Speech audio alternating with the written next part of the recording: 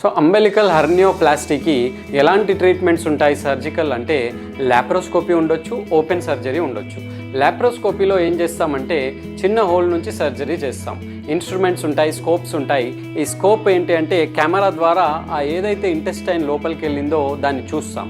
ఇంకొక చిన్న హోల్ చేసి లాప్రోస్కోపిక్ ఇన్స్ట్రుమెంట్ పెట్టి ఆ ఇంటెస్టైన్ కానీ ఫ్యాట్ని కానీ కిందికి లాగేసి ఇలాంటి మెష్ని ప్లేస్ చేస్తాం.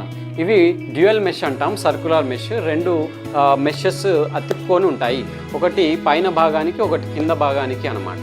సో ఇలా ఈ మెష్ని ఎలా ఫిక్స్ చేస్తామంటే ట్యాకర్స్ ద్వారా.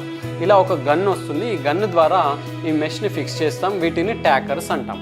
సో ఇలా మెష్ ఎందుకు పెడతాము, ఎందుకు అంటే మళ్ళీ హెర్నియా రాకుండా ఈ మెష్ ఒక డోర్ లాగా రీఇన్ఫోర్స్ చేసేస్తుంది, స్ట్రాంగ్ డోర్ లాగా ఫామ్ అయిపోతుంది.